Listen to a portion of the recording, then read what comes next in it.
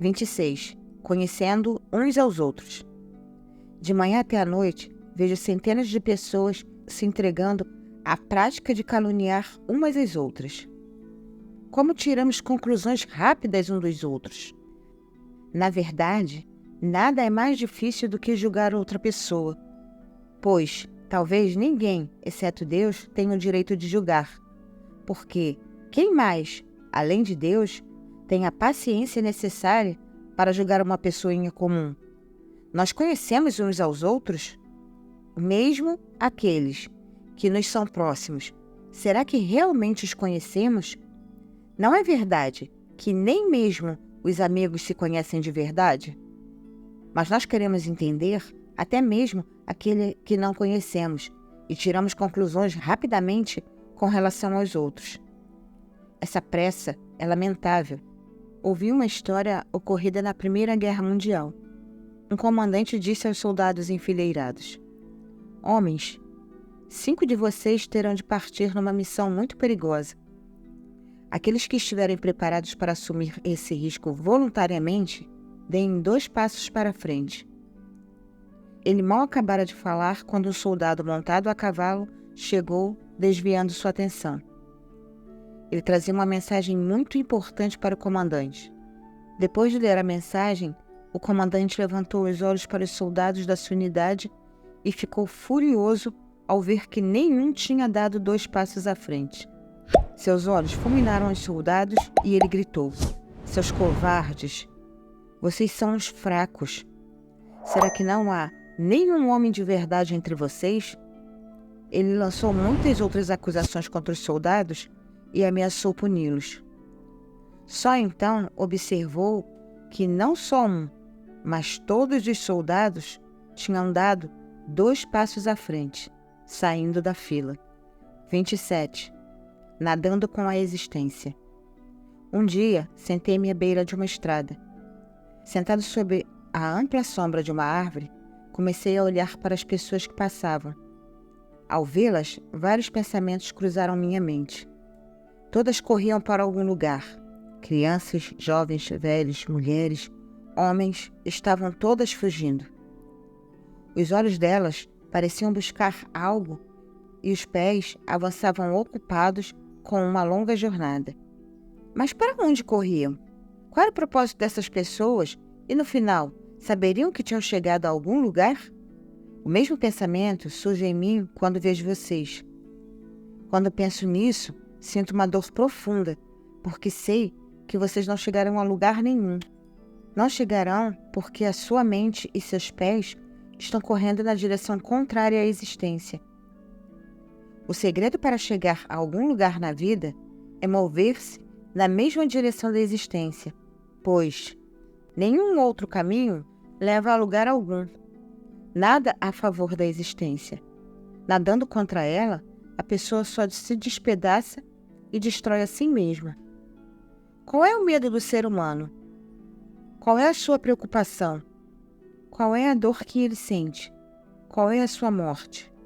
Vejo que todos os nossos problemas vêm das nossas tentativas inúteis de nadar contra o fluxo da existência. O ego é dor. O ego é uma doença, porque o ego segue na direção oposta à existência. E oposição à existência é oposição ao eu. Ouvi uma história. O piloto de uma pequena aeronave voava a 240 km por hora. De repente ele se deparou com uma corrente de vento fortíssima. Era uma tormenta. Talvez o vento também estivesse a 240 km por hora, mas na direção contrária à do avião. Enquanto ele atravessava a tempestade feroz, a vida do piloto estava em risco e parecia impossível pousar o avião com segurança.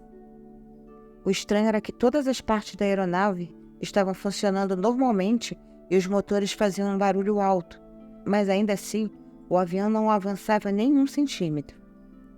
Mais tarde, o piloto disse: "Que experiência mais estranha! Eu não estava avançando, embora estivesse voando a velocidade de 240 km por hora. Estava voando tão rápido e, no entanto, não estava ainda em lugar nenhum." Não é verdade também que, nos movendo contra nós mesmos, não podemos chegar a lugar nenhum? A felicidade na vida pertence àqueles que vivem no eu, conhecem o eu e alcançam o eu. Isso também não é verdade na vida? Também não acontece em todo lugar? Aqueles que não seguem na mesma direção da existência não descobrem que estão de fato avançando, mas sem chegar a lugar algum? A divindade é a existência interior do eu. A existência é a própria forma do eu. 28. Imperadores, não escravos. O que eu ensino? Ensino um pequeno segredo. Ensino o segredo de como se tornar um imperador no mundo. Que segredo poderia ser maior que esse pequeno segredo? Você pode estar se perguntando como é possível todo mundo se tornar imperador. Eu digo que todo mundo pode. Há um grande império onde todos são imperadores. Mas todos os que conhecemos no mundo são apenas escravos. Mesmo aqueles que estão sob a ilusão de que são imperadores, não passam de escravos. Assim como existe um mundo exterior ao ser humano, também existe um mundo dentro dele. No mundo exterior, ninguém jamais foi imperador, embora a maioria passe a vida lutando para se tornar imperador. Será que você também está na mesma luta, na mesma competição? Aquele que quer se tornar imperador, isto é, governar não o mundo, mas a si mesmo. Jesus disse: o reino de Deus está dentro de você. Você não sabe que aqueles que conquistaram reinos no mundo exterior perderam o próprio ser? E como alguém que perde a si mesmo se torna imperador? Para ser um imperador, é imperativo que você pelo menos conheça a si mesmo. Não. O mundo externo leva você ao extremo da pobreza. Neste mundo, aqueles que se parecem com imperadores são escravos de seus próprios escravos. Os desejos, os anseios e as ambições não lhe dão liberdade. Pelo contrário, eles o amarram na mais imperceptível, porém mais forte, das amarras.